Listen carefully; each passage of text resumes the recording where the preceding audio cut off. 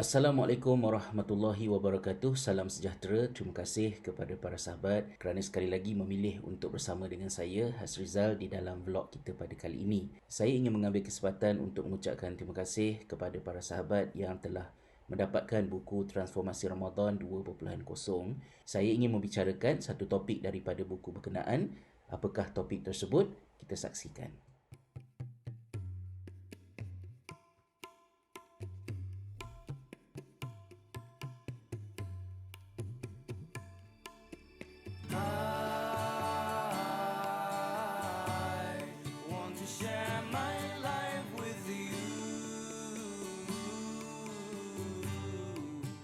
Di dalam buku Transformasi Ramadan 2.0, saya membicarakan di dalam bab yang pertama di bahagian cerita Ramadan di bawah tajuk Ramadan antara gergaji, lilin dan pelita.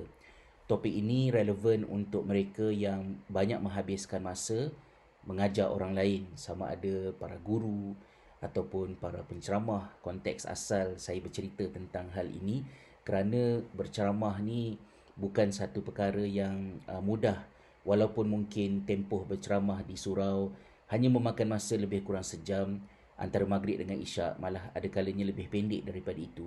Tetapi persiapan yang perlu dilakukan, kemudian ditambah dengan tempoh perjalanan, kesesakan jalan raya, perbualan dengan jemaah masjid surau sebelum dan juga selepas program. Akhirnya program 1 jam itu memakan masa 5 ataupun 6 jam dan ia menjadi rutin yang begitu kerap walaupun berbeza di antara seorang penceramah dengan seorang penceramah yang lain.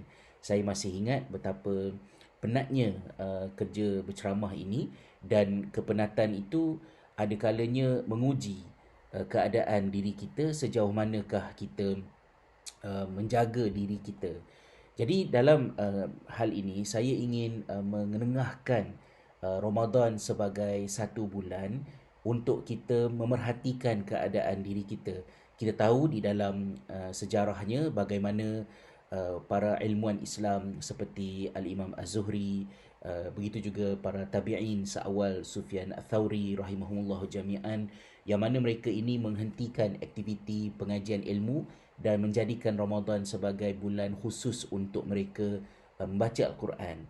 Saya mengumpamakan langkah ini sebagai apa yang diungkapkan oleh Stephen Covey di dalam buku beliau The 7 Habits of Highly Effective People sebagai mengasah gergaji.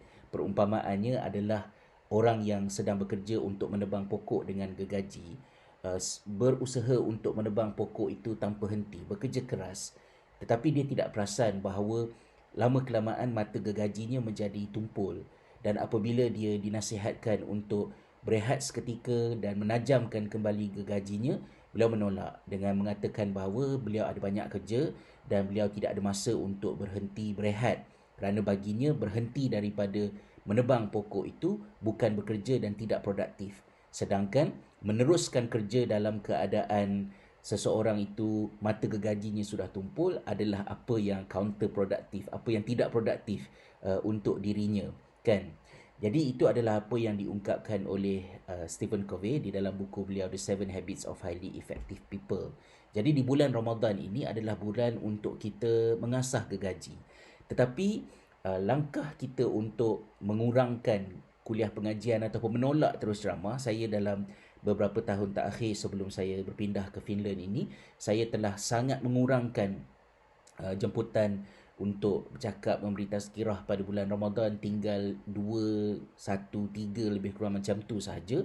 Tetapi biasanya bila hal ini ditimbulkan, sebahagian daripada sahabat kita ataupun mungkin para netizen contohnya mengatakan bahawa bersabarlah Ustaz, kepenatan, kesusahan untuk mengajar itu adalah sebahagian daripada sunnah orang berjuang, dan kita membaca hadis Nabi SAW seperti yang terpampang di skrin ini, ya, al-mu'min alladhi yukhalitun nas wa yasbiru ala adahum afdal minal mu'min alladhi la yukhalitun nas wa la yasbiru ala adahum, kata Nabi SAW.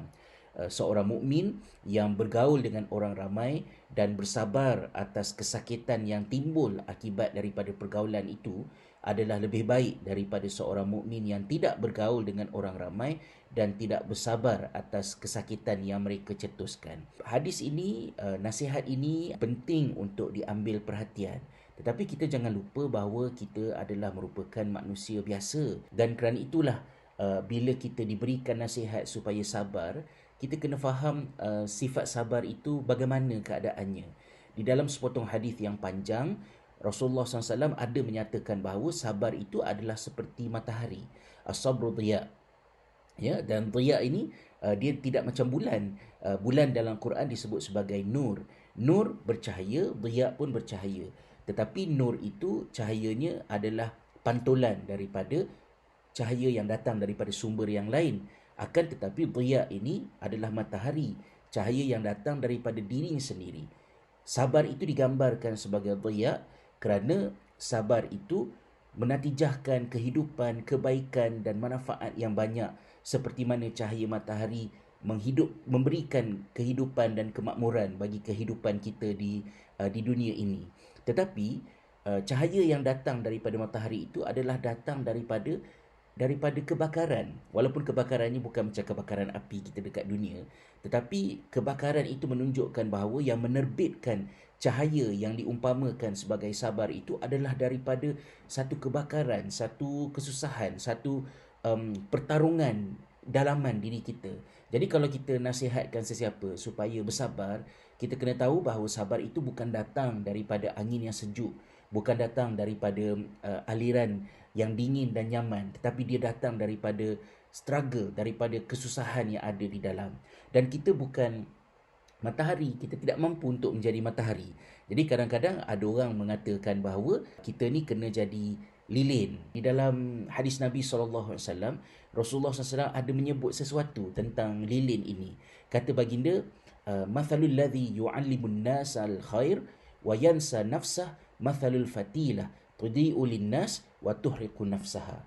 Perumpamaan seseorang yang mengajar orang ramai kebaikan tetapi lupa kepada dirinya, dia itu adalah seumpama lilin, memberikan cahaya kepada manusia tetapi dia membakar dirinya. Mungkin kalau kita tengok hadis ini saja, kita terus menggambarkan hadis ini sebagai dalil kepada kata-kata yang selalu kita ungkapkan, guru umpama lilin, jadilah seperti lilin, menerangi cahaya, membakar dirinya. Kita bermelankolik dan kita menggambarkan betapa bagusnya seseorang itu menjadi lilin.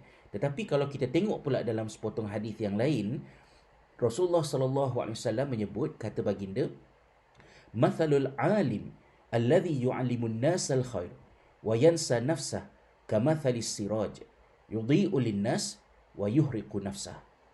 Perumpamaan seorang alim, seorang yang berilmu, yang mengajar kebaikan kepada manusia dan mereka itu melupakan keperluan, kepentingan, keselesaan diri mereka, maka mereka itu adalah seumpama pelita yang memberikan cahaya kepada manusia dan membakar dirinya.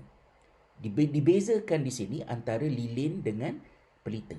Seorang yang mengajak manusia kepada kebaikan, mengajar, berdakwah, bercakap gini begitu untuk ajak orang kepada kebaikan, Rasulullah kata mereka ini seperti lilin.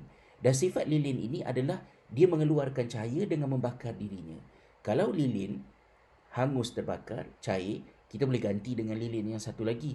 Tetapi kalau yang hancur dan terbakar itu adalah diri kita sendiri, kita hanya ada satu diri. Maka di dalam satu hadis yang lain, Rasulullah menggambarkan dalam satu hadis yang lebih kurang sama, tetapi Rasulullah SAW mengatakan bahawa perumpamaan bukan seorang yang mengajak orang kepada kebaikan, tetapi perumpamaan seorang yang berilmu, yang mengajak orang kepada kebaikan, dia bukan lilin, tapi dia adalah pelita.